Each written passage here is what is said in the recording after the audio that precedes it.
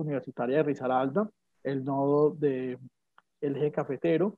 Queremos compartir con ustedes diferentes temáticas en aras de entender el tema de internacionalización del currículo y cómo podemos desde cada una de nuestras asignaturas y cada uno de nuestros eh, poder entender que esos procesos van de la mano con el día a día desde las asignaturas y desde lo que se hace en cada una de las sesiones académicas. Al día de hoy tenemos una charla con nuestro director del Centro de Pedagogía de UNISAR, el doctor Robinson Mira Sánchez, magíster en Pedagogía y Desarrollo Humano, pero también con una amplia experiencia en la educación a través de estudios en educación de la Universidad ya lo tengo aquí, Católico. Católica de Pereira, y Administración Pública. Entonces, para nosotros, como director del Centro de Pedagogía de UNISAR, es un placer tenerlo, doctor Robinson, en este ciclo de charlas o en este evento de la Semana de la Internacionalización, hoy con nuestra segunda jornada. Y bueno, esperamos que sus preguntas las puedan formular a través del chat. Entenderán que abrir micrófonos para todos se vuelve algo complejo para manejar el orden en la sala, pero a través del chat pueden formular sus preguntas para que al final se las vamos a transmitir al doctor Robinson y tener las respuestas pues, por parte de él. Doctor Robinson, gracias. En nombre del Centro de Proyección Social e Internacionalización de UNISAR, gracias por este trabajo articulado que siempre estamos haciendo dentro de los dos centros de UNISAR. Y bueno, esta sala es suya y muchísimas gracias por su participación. Muchas gracias, Jaime. Un cordial saludo para todos. Muchas gracias por invitarnos. Hoy queremos pues hacerles unos aportes y unas reflexiones a un público muy heterogéneo. Tenemos estudiantes, tenemos docentes, tenemos administrativos de varias universidades. Esperamos que esta charla les convierta a ustedes un día más placentero, más enriquecedor, que siga fortaleciendo sus procesos de formación. Tenemos claro que estamos cerrando semestre, entonces sabemos de lo agobiado que podemos estar todos a final del semestre y por ende pues queremos que esta charla la puedan disfrutar, la puedan aprovechar y la puedan tomar como un referente de, digamos, de seguir fortaleciendo, seguir llenándonos de energía en este proceso de formación y aprendizaje que tenemos que llevar a cabo los diferentes actores de las diferentes universidades de Risaralda. Entonces, por lo tanto, digamos, una un especial agradecimiento a todos los que han hecho posible este evento. Sabemos que esta logística no es nada fácil, entonces hacerles una exaltación muy especial a todos ellos. Bueno, voy a poner un poco en contexto esta charla para que sepamos por qué estamos aquí, qué es lo que podemos aprender hoy o qué es lo que debemos aprender hoy con esta charla.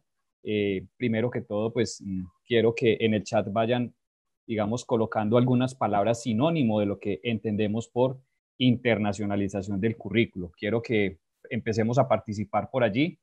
Entendamos también que, digamos, que la enseñanza no debe despersonalizarse, pero en vista digamos, de tanto público, pues quisiéramos vernos, quisiéramos compartirnos un poco, pero en aras del tiempo, esto hace que no podamos tener ese contacto más amable, más amigable y más humano entre estudiantes y docentes o entre conferencista y público.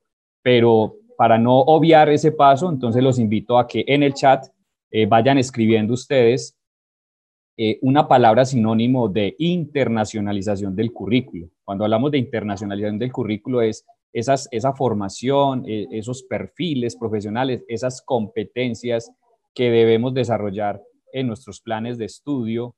¿Qué tiene que ver o cómo se relaciona con el currículo internacional?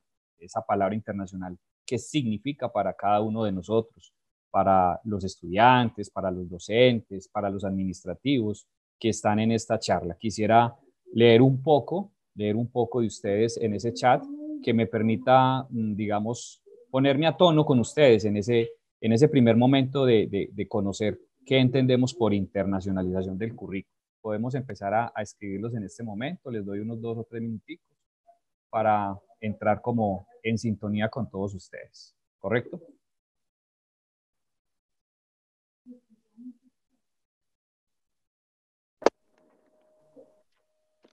Claro que sí, Robinson. Por aquí ya Leticia Poblado nos dice, aprender sobre otras culturas.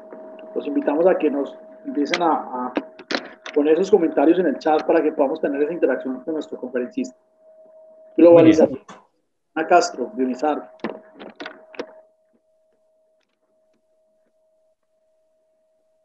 Silvana Mateus, apertura. Muy bien. Santiago Rincón, desarrollo. Encuentro, María Ceneira. Globalización, Juan Vargas, Eliana Agudelo, comprender formas de comportamiento. Universalidad, Silvana Mateus de nuevo.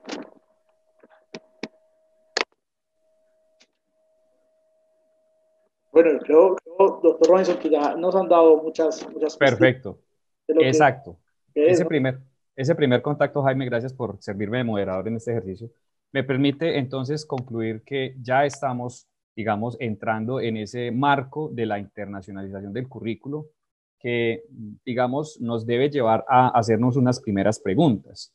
El siglo XX, pues, no tenía esas dinámicas y esa forma y ese volumen de información que hoy tenemos, redes sociales, digamos, nodos, redes, comunicación, etcétera, que han hecho que la educación tenga que replantearse desde la misma reflexión. ¿Qué estamos enseñando? ¿Para qué estamos enseñando? ¿Y cómo lo estamos haciendo?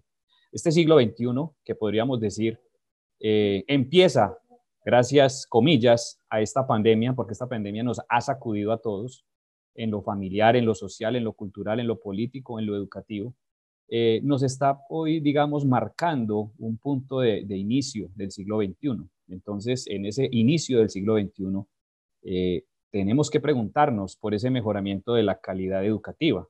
Y no solamente un concepto de calidad desde estándares, de normas internacionales, sino también desde el individuo. Para nosotros, calidad puede ser también la satisfacción de poder desarrollar un proceso formal de educación que nos permita desarrollarnos como seres humanos que somos, no solamente desde la disciplina como tal, sino también desde el ser, desde el alma, desde el espíritu, desde esas dimensiones que, digamos, encierran todo lo que debemos entender por ser humano, ¿correcto?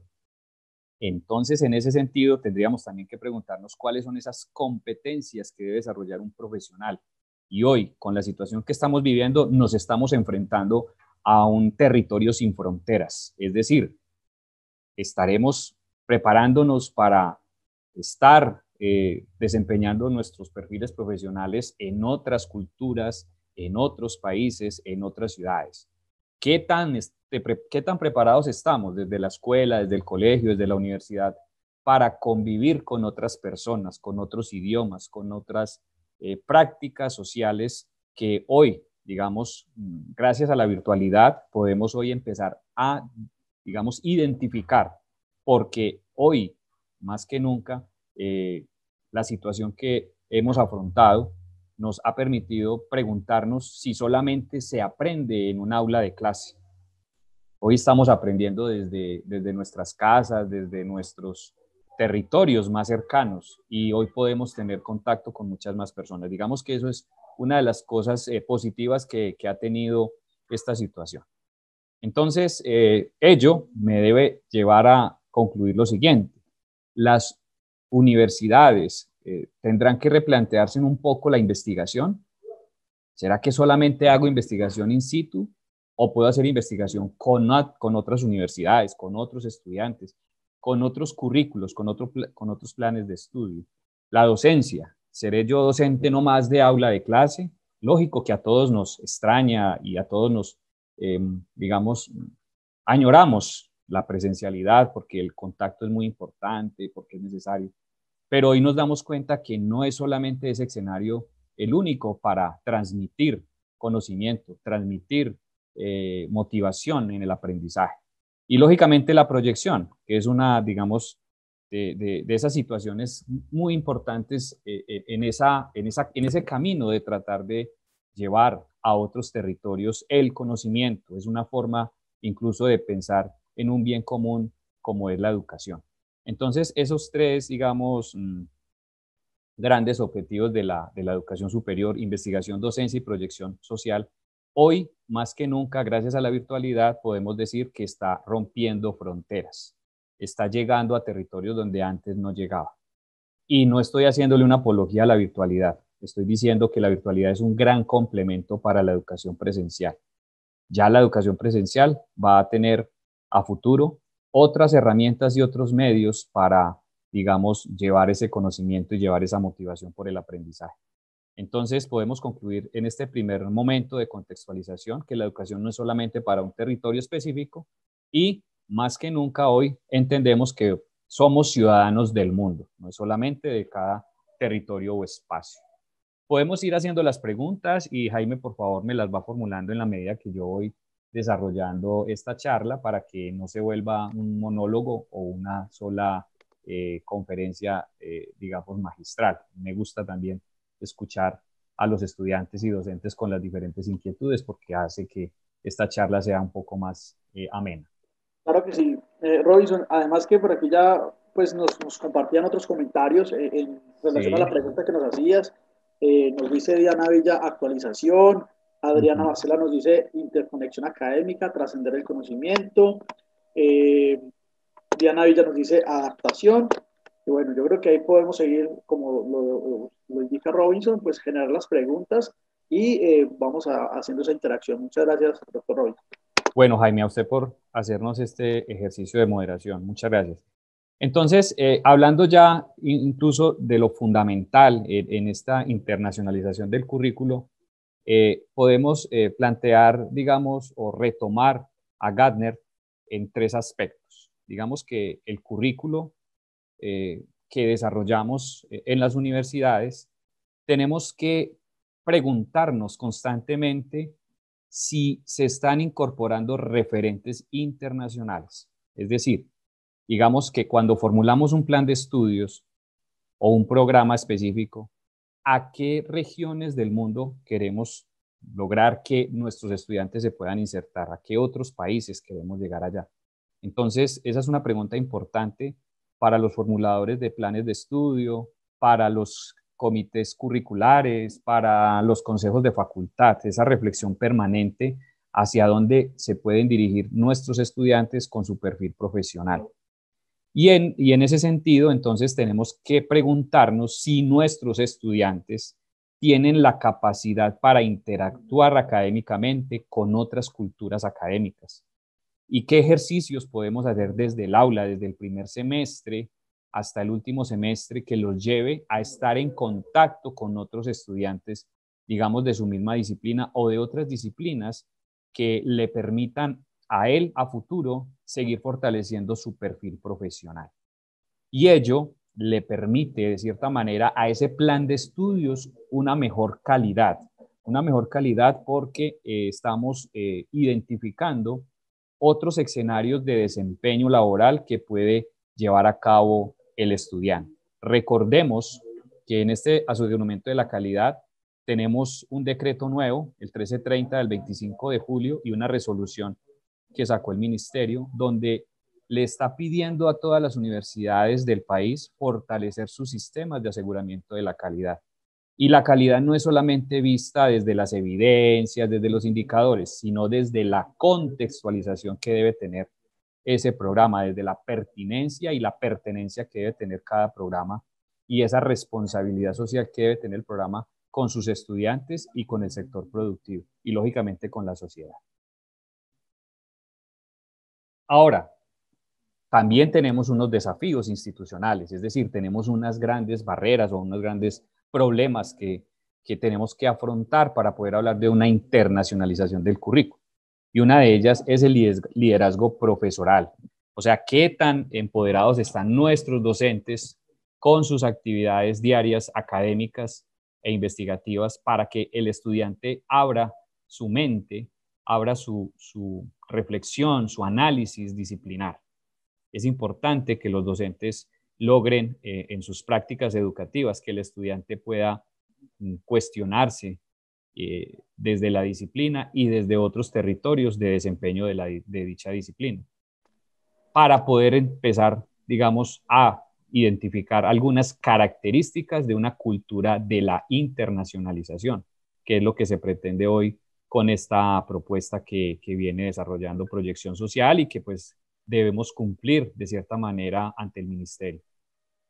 Para ello, entonces, necesitamos unos ajustes curriculares, unas actualizaciones curriculares constantes, semestre a semestre, revisar nuestro plan de estudios, nuestros resultados de aprendizaje parciales y totales, para poder entonces hablar de una internacionalización actualizada y acorde a las necesidades que está sufriendo el territorio y por ende el país.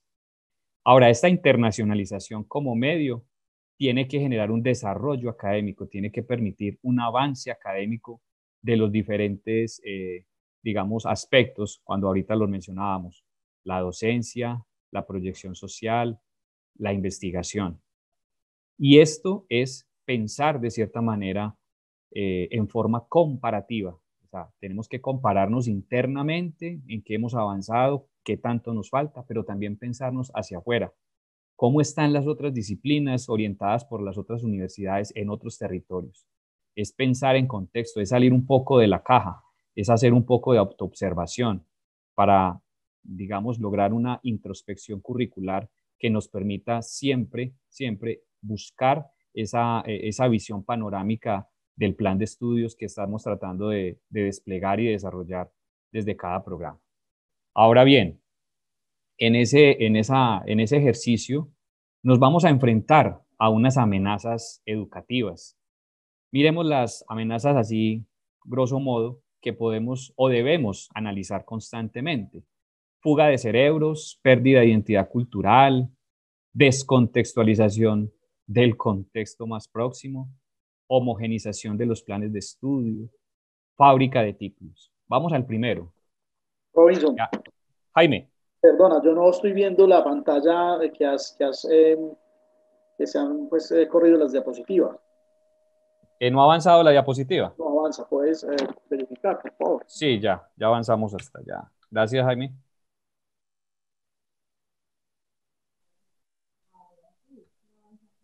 Se ha pegado la... Gracias por Muy bien. hacerme caer en cuenta Tenemos de una que no había pregunta avanzado. también aquí en el chat, Ron. Yo no sé, doctor Robinson, si se las voy generando o las dejamos Sí, al... bien pueda. Claro que sí. Ok. William Marino Osorio nos pregunta, ¿qué autores colombianos o latinoamericanos podríamos citar para hablar de internacionalización? Bueno, hay una gran cantidad de autores colombianos en ese sentido. Lo que pasa es que, digamos que la internacionalización del currículo es un tema relativamente desarrollado en los últimos años. Entonces, hablar de autores colombianos, pues digamos que es como homogenizar un poco el análisis. Al final de la diapositiva tengo los autores para no centrarme en uno de ellos. Digamos, esta presentación es mucho más general. Hemos buscado más unas definiciones que no nos enmarquen solamente en Colombia. Recordemos que la internacionalización del currículo es digamos, una exigencia del ministerio, ¿sí? Es una propuesta del ministerio para que nuestros profesionales desarrollen esas competencias internacionales que luego les permita desempeñarse. Entonces, digamos que al final de la presentación están los diferentes autores, pero no los tengo sectorizados cuáles son colombianos, cuáles son internacionales, ¿correcto? Sin embargo, podemos, en la misma bibliografía podemos hacer esa identificación para poder llenar esa necesidad de saber quiénes son colombianos y de otro corte. Gracias, Jaime. Les estaba entonces hablando de las amenazas educativas. Entonces, una de ellas, la fuga de cerebros, ¿correcto? En esa fuga de cerebros nos tenemos que preguntar, ¿será una amenaza para Colombia, para las universidades, para los planes de estudio que nuestros estudiantes se vayan a otros países, digamos, a despegar todo su potencial profesional? Pues alguien decía, Oppenheimer en su libro de Basta ya de historias, es un investigador en educación, nos invita a que no le tengamos miedo a esa fuga de cerebros, que incluso cuando nuestros profesionales se van a desempeñarse fuera del país, pues ellos van también a generar ingresos, a generar calidad de vida que luego empiezan a revertir en su país natal. Entonces no lo podemos ver tan de manera, digamos, negativa que nuestros profesionales se vayan a otros países a desempeñarse. La segunda amenaza es la pérdida de identidad cultural. Bueno, la pregunta es, ¿por qué nuestros profesionales perderían identidad cultural? Donde podemos identificar ellos? ¿Será que el estudiante por mirar otras culturas pues va a olvidar la propia? ¿O será que el plan de estudios no está bien diseñado para que, digamos, no perdamos nuestro raigambre, no perdamos nuestro sentido de pertenencia por nuestro país, por nuestro territorio, y que por el contrario veamos que nuestro colombiano, nuestro profesional colombiano, aparte de sentirse orgulloso de su país, pues también tiene la posibilidad de interactuar con otros profesionales de otros países? La tercera amenaza es la descontextualización del contexto más próximo. ¿Será que nuestros planes de estudio deben contemplar diferentes escenarios sociales de desempeño? ¿O será que se están quedando cortos y solamente estarán mirando hacia afuera? Yo creo que hay que poner en balance y en equilibrio hacia dónde miramos con nuestros perfiles profesionales. La cuarta amenaza es la homogeneización de los planes de estudio. Entonces, ¿será que vamos a perder el norte o vamos a perder esa, digamos, capacidad que nos da la ley 30 de autonomía institucional para, digamos, formular nuestros proyectos educativos institucionales y por ende los proyectos educativos de cada programa? Pero, ¿cuándo hablamos de homogenización? Pues lógicamente cuando simplemente miramos hacia afuera, miramos hacia otras culturas y generamos toda una dinámica académica, investigativa y de proyección hacia esos planes de estudio o hacia esas otras culturas. Pues lógicamente que no podemos caer en ese error. Y una quinta amenaza es la fábrica de títulos. Claro, podemos entonces caer en el error como instituciones, como programas, de empezar a generar programas académicos de acuerdo como a ciertas necesidades marketing o a ciertas tendencias y descuidamos todo un contexto nacional y mundial de necesidades de las diferentes disciplinas sociales, culturales y políticas que va generando nuestra, digamos, dinámica mundial en temas de desarrollo, de investigación y de avance de la humanidad. Entonces hay que tener cuidado con este tipo de programas que se generan, que se van a crear o que están en mente en este momento. Bueno, en Robinson, ese sentido, tenemos sí, una pregunta de Francisco Javier. sí, Jaime. Javier Llanes, he leído más de estrategias para la internacionalización del microcurrículo. ¿Qué Sí. estrategias puede sugerir para el macrocurrículo? Perfecto. Entonces, aquí, gracias por la pregunta, porque mire que es pertinente.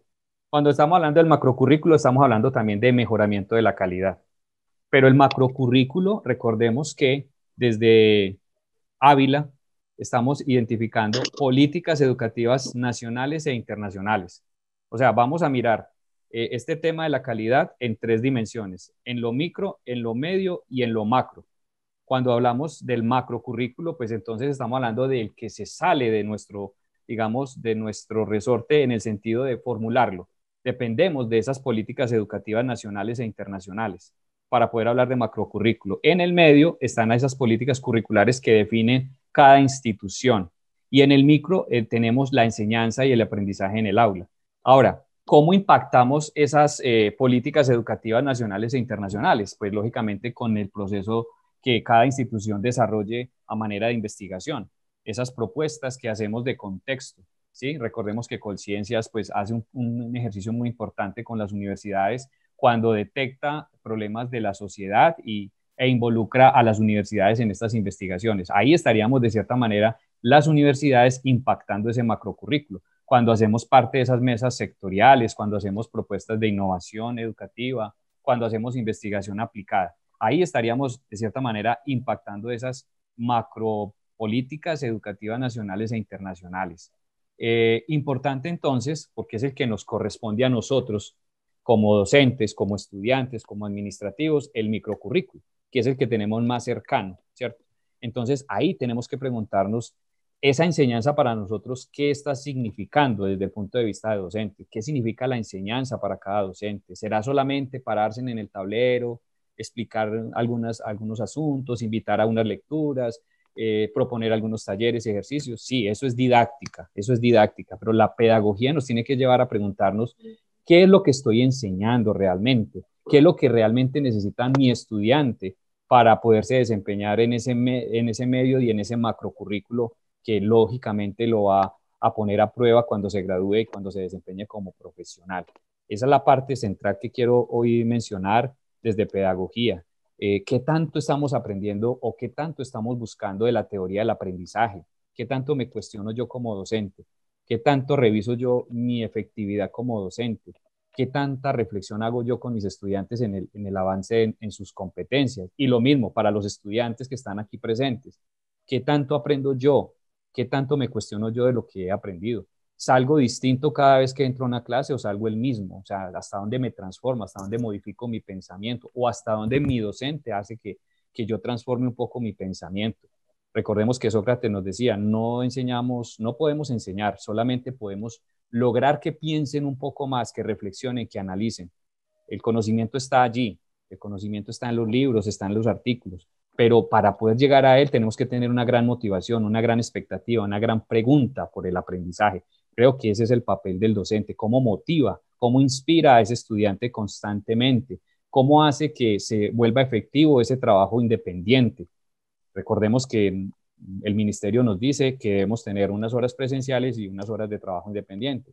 La mayoría de los programas trabajan uno o dos, por una hora presencial, 2 horas de trabajo independiente. ¿Hasta dónde eso lo podemos visualizar realmente?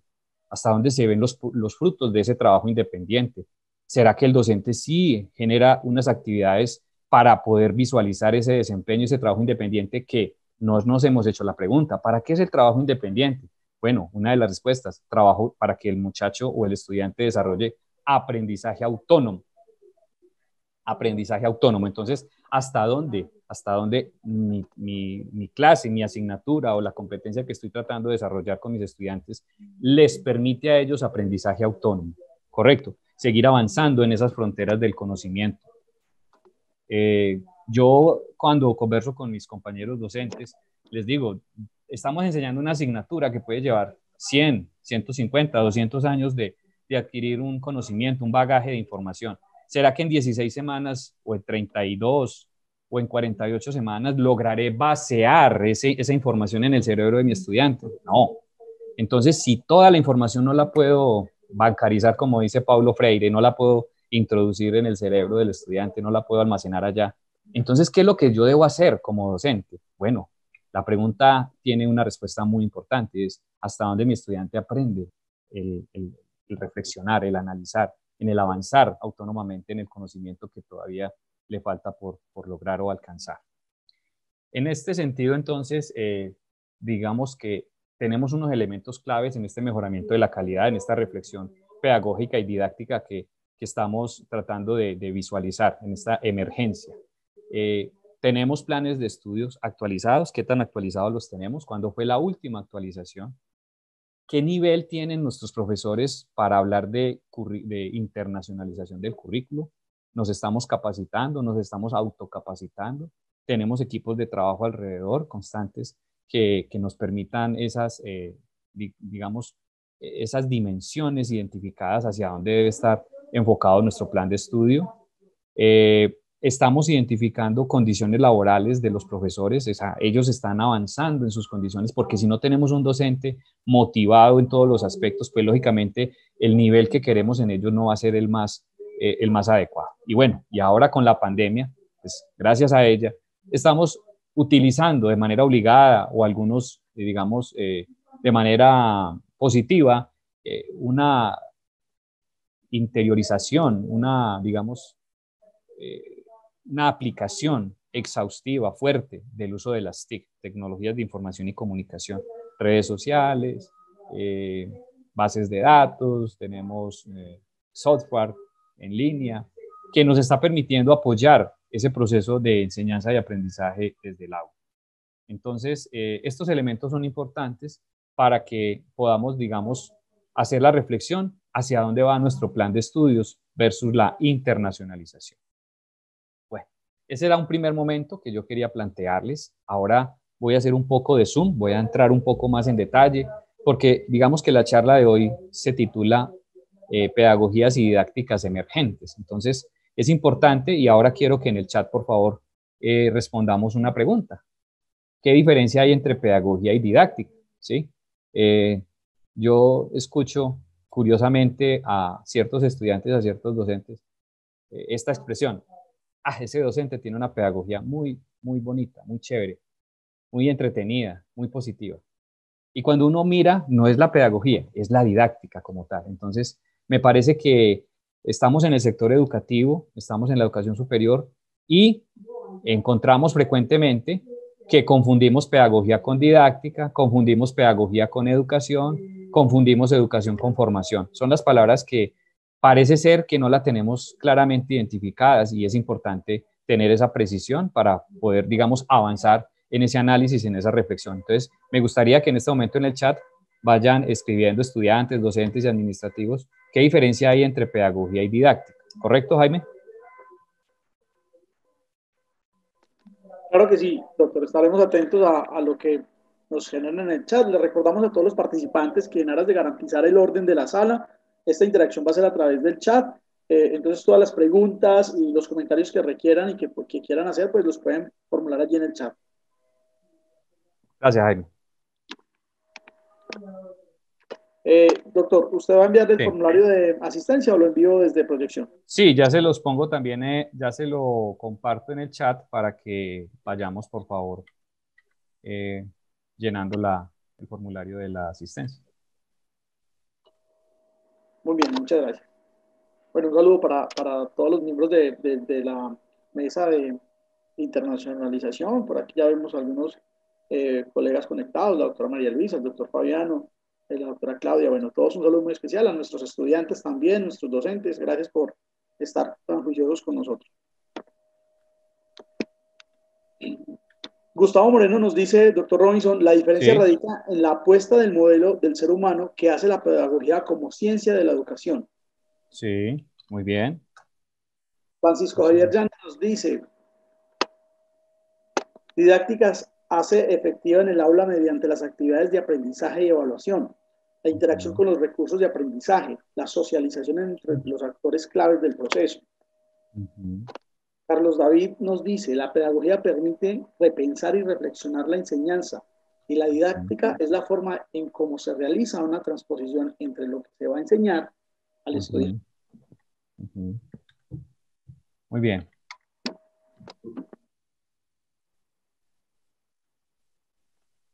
Bien, por ahora no hay más comentarios. Yo creo, doctor Robinson, que podemos ir Perfecto. avanzando. Esa interacción que tenemos en este momento nos permite ver que ya hemos tenido un avance en el sector educativo para poder decir o precisar pedagogía, didáctica, educación, formación. Es importante que eso lo tengamos claro. Veo que ya hemos avanzado un poco en esa lucha que tenemos los profesionales de la educación, los que nos hemos dedicado a conocer un poco cómo se aprende y cómo se enseña para poder transmitir. Recordemos que el hecho de tener un título profesional no me habilita absolutamente para garantizar que mi enseñanza y el aprendizaje de mis estudiantes es efectivo, es eficiente y responsable con la profesión y con la sociedad. La invitación es para que los profesionales, diferentes profesionales de diferentes disciplinas que aún no han estudiado un poco más las competencias en la docencia, lo hagan, porque de ello depende que cada estudiante valore mucho mejor el conocimiento que usted está impartiendo. A veces, como docentes, terminamos haciendo un daño a la materia, al programa, por unas prácticas educativas un poco deficientes en el tema de transmitir, de motivar el conocimiento a nuestros estudiantes. Entonces, la invitación es a que sigamos mejorando nuestras competencias profesorales en aras de alcanzar unos óptimos niveles de aprendizaje y de enseñanza con nuestros estudiantes. En este sentido, entonces, quería yo plantearles lo siguiente. Tenemos unas transiciones. Para hablar de pedagogías y didácticas emergentes, tenemos que hablar de una transición que se está dando a nivel mundial, ¿cierto? Podemos identificar básicamente, y aquí de manera pues muy general y muy reduccionista, si queremos llamarlo, un tránsito entre el sector productivo y el sector servicios, que es como los dos grandes bloques donde nos hemos movido en los últimos años, de la agroindustria a la información y de lo nacional a lo global. Es decir, hemos roto fronteras en todos los aspectos y sobre todo en el sector productivo. Esos cambios, lógicamente, terminan afectando la enseñanza, terminan afectando los perfiles profesionales. Y por ello, entonces, hoy nos estamos cuestionando constantemente si lo que estamos enseñando es realmente lo que necesita el estudiante para el futuro, ¿sí? Sabemos muy bien que la universidad a veces nos prepara para un presente, pero cuando terminamos desempeñando nuestro perfil profesional, encontramos que lo que hemos aprendido incluso puede estar ya obsoleto por estas dinámicas tan fuertes y emergentes que vive el mundo, que vive la sociedad.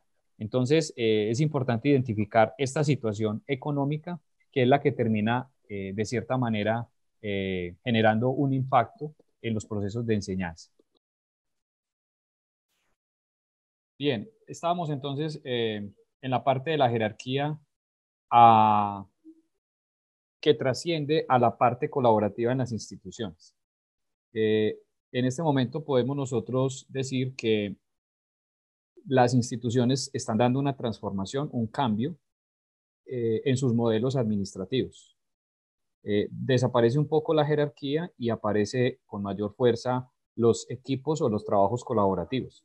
Y esto también se empieza a ver reflejado digamos, en las clases. Las clases en este momento, digamos, a nivel de educación superior, buscamos que los estudiantes desarrollen mucho más esa competencia comunicativa, esa competencia empática, esa competencia transdisciplinaria, interdisciplinaria, para que cuando se desempeñe en empresas de este perfil, pues tengan un mejor desempeño. Y ello entonces nos lleva a entender o comprender que el trabajo ahora está trascendiendo más a lo autodirigido. Es decir, el empleador o el empleado de hoy tiene un poco más de conciencia de su trabajo, es mucho más autónomo, es mucho más responsable de sus acciones y es menos vigilado que antes. No digamos que en todas las empresas, pero las empresas que se crean actualmente se crean bajo este enfoque. Y ello va amarrado a la evaluación. Hemos, digamos, entendido que las instituciones y los planes de estudio han tenido unas transformaciones con respecto a la evaluación. Antes hablábamos de una evaluación en el aula, una evaluación por pares académicos, y hoy todavía se da, pero la tendencia es a que las instituciones se autoevalúen y se coevalúen al interior. Lógicamente, para ganar más comprensión, para ganar conciencia y motivación de los diferentes procesos. Y este ejercicio que ustedes acaban de ver, de comparar este modelo tradicional versus el modelo emergente, pues nos debe llevar a comprender que los planes de estudio tienen que estar, digamos, enmarcados en esta tendencia.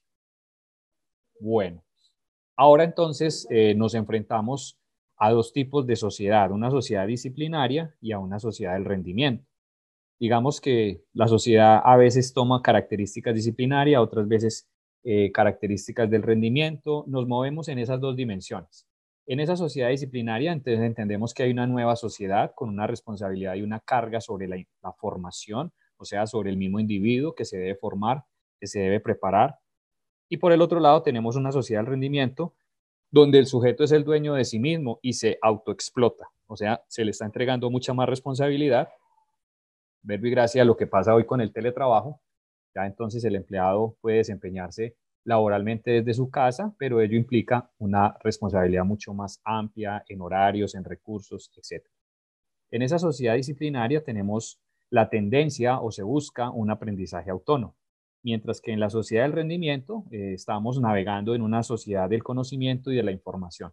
Ahora, esas dos características o esas dos dimensiones que ya les decía a veces se mezclan, nos llevan a unos saberes compartidos. Ya esos saberes compartidos vistos desde un plan de estudios, tenemos que mirarlo desde el ángulo de la educación y desde el ángulo de la pedagogía. Cuando miramos desde la educación, nos preguntamos por esas habilidades propias del conocimiento y cuando lo miramos desde la pedagogía, es la pregunta sobre cuáles son esos nuevos espacios de aprendizaje. Esos nuevos escenarios de aprendizaje tienden a, digamos, diferenciar la personalización de un aprendizaje activo. O sea, tenemos otras dos subdimensiones allí en la pedagogía, que podemos resumirlo en una educación más individualizada y donde el estudiante aprende de una manera mucho más activa. Bien, cuando estamos hablando entonces de esta personalización, de esta individualización, nos debe conducir a un aprendizaje colaborativo que permita entonces hacernos la siguiente pregunta. ¿Dónde aparece la pedagogía emergente o las pedagogías emergentes? Ellas aparecen en el momento en que incursiona fuertemente las TIC, por un lado, y por el otro, cuando tenemos, digamos, unos escenarios cambiantes sociales y empresariales. Entonces, deben confluir dos situaciones: tener una tecnología desarrollada adecuadamente y tener unos, digamos, unos detonantes sociales, económicos, culturales y empresariales que se unen para nosotros pensar en una pedagogía emergente que nos lleve a una evolución. Ejemplo, hoy tenemos, digamos, dificultades con ciertas plataformas por seguridad, por claves, como nos acaba de pasar. Lógicamente no fueron plataformas hechas para la educación, fueron plataformas para comunicarnos. Pero cuando se piensa desde la educación, hay que prever ese tipo de situaciones: niveles de seguridad, niveles de confiabilidad, comodidad del público, forma de comunicarnos. Si ustedes observan, tanto la plataforma Zoom como la plataforma Hangout Meeting han tenido unas evoluciones pequeñas, pero debido como a ese ensayo y error que están, digamos, enfrentando estas tecnologías, porque no han sido creadas para la educación, sino que han sido creadas para otro fin. Lo que pasa es que la educación le toca empezar a acoger estas tecnologías, a adecuarlas para los diferentes objetivos de formación.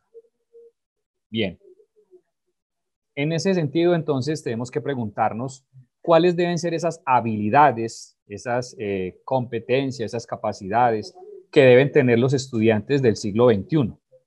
Porque si nosotros estamos hablando de un plan de estudios internacionalizado, entonces tenemos que preguntarnos desde dónde podemos mirarnos, hacia dónde tenemos que apuntar. La UNESCO, pues, entonces ha definido unas 11 habilidades que debemos tratar de desarrollar en un plan de estudios o en un programa. La primera es conocimientos y contenidos sólidos, aprendizaje para toda la vida, aprender en ámbitos interdisciplinarios, ámbitos relevantes, o sea, conciencia mundial, finanzas, economía, empresa, emprendimiento, civismo, salud y bienestar, buscar y valorar la diversidad, trabajo en equipo e interconexión, ciudadanía cívica y digital, competencia global, competencia intercultural, iniciativa, autonomía, responsabilidad y creatividad e innovación. Digamos que esas son las 11 apuestas que plantea UNESCO para que nuestros planes de estudio puedan responder a unas competencias internacionales o a una internacionalización del currículo. Ahora bien, cuando nosotros estamos hablando de competencias, importante que no perdamos de vista 4 ejes centrales que siempre hemos desarrollado. Uno de ellos, el aprender a ser, el saber conocer, el aprender a hacer y el aprender a vivir juntos. Digamos que esas son las competencias como básicas, transversales, que todo plan de estudios debe tratar de desarrollar en sus estudiantes.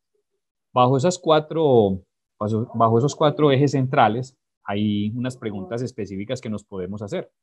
¿Qué educación necesitamos para el siglo XXI?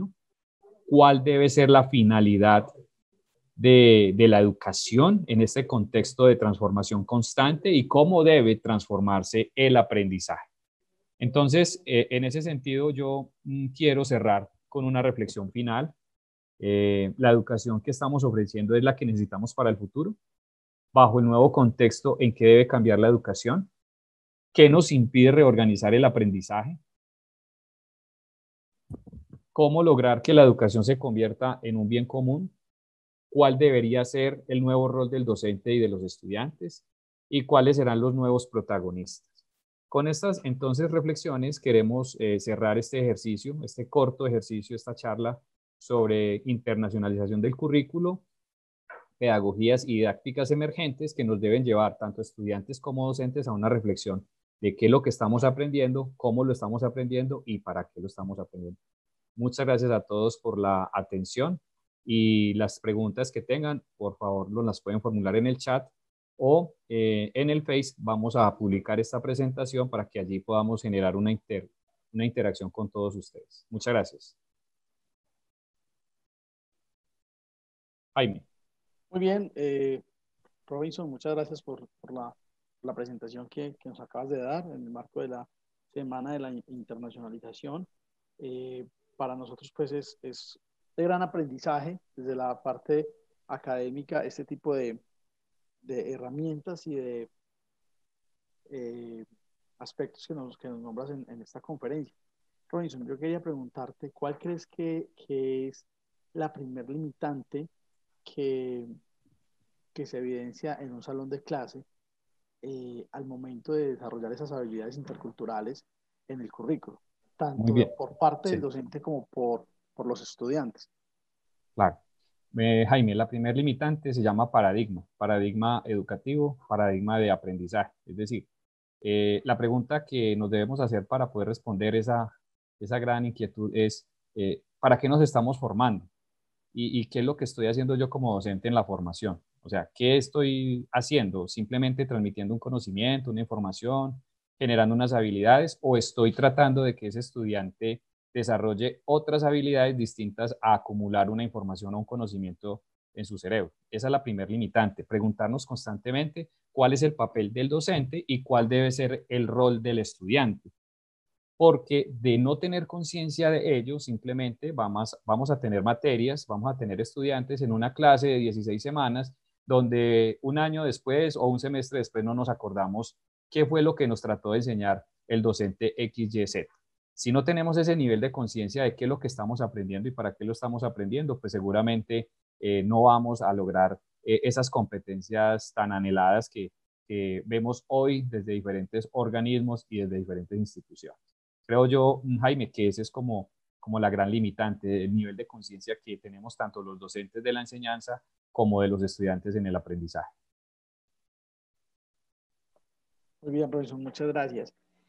Una última pregunta, Robinson, y muy Ajá. enfocada al tema desde UNISAR, que es fuerte en el sector agropecuario. Y uno a veces en clase, cuando empieza a hacer ejercicios en aras de buscar esa internacionalización del currículo y que los estudiantes apropien pues, otros contextos, encuentra, puede ser ese paradigma que tú nos acabas de mencionar, en cuanto a que los estudiantes a veces dicen, no es que yo voy a salir a ejercer en Colombia una producción animal o una veterinaria, y cómo romper entonces con ese paradigma que tú nos dices en cuanto a que estas asignaturas o estas carreras, estos programas académicos, en el caso de UNISAR, son tan prácticos y requieren de tanto trabajo en campo y de apropiar las tecnologías que se tienen en Colombia, entendiendo que se pueden adaptar esas tecnologías pues de otros países y buscar esa productividad necesaria dentro del sector agropecuario. Correcto, Jaime. Digamos que la responsabilidad está en el diseño del currículo, en el diseño de las asignaturas, en el diseño de la didáctica. Si el docente no tiene claro que la enseñanza que le está facilitando a ese estudiante no solamente se reduce a ese territorio, llámese finca, llámese laboratorio, sino que el planeta entero es el laboratorio como tal, es el territorio donde yo me voy a desempeñar.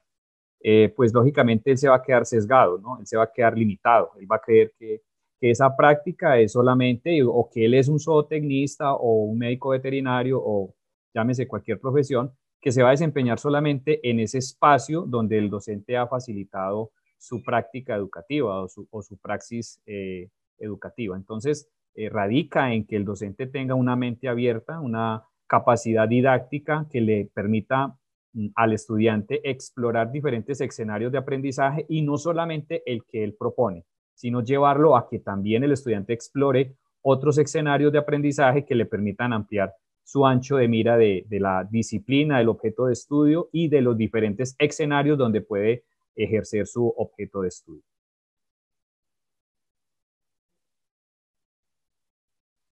Muy bien, Robinson, muchísimas gracias. Yo quiero dejarles en pantalla, voy a copiarles allí el correo de pedagogía y de proyección social de UNISAR para que pues las preguntas y las inquietudes que pueda generar esta conferencia o si quieren pues tener algún acceso a la información que Robinson nos ha mostrado, puedan hacerlo.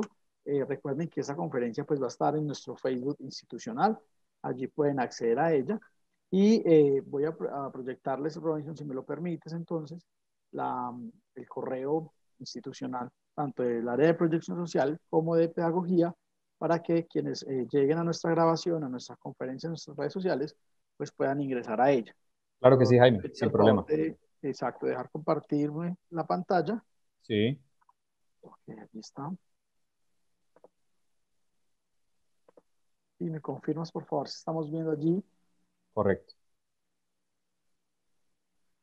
proyección social @ronizar.edu.co y pedagogía @ronizar.edu.co para que puedan, por favor, llevar allí las inquietudes y lo que quieran, pues, tener de esta conferencia en el marco de la Semana de Internacionalización 2020, Interculturalidad e Internacionalización del Currículo. Muchísimas gracias a quienes pues, nos acompañaron en esta conferencia. Eh, pues tuvimos algunos inconvenientes de, propios de esta virtualidad y de esta nueva realidad que nos está tocando vivir. Les pedimos excusas, pero pues se nos sale también pues un poco de contexto y de poder blindarnos un poco de esto. Entonces, gracias a todos, gracias Robinson por su presentación.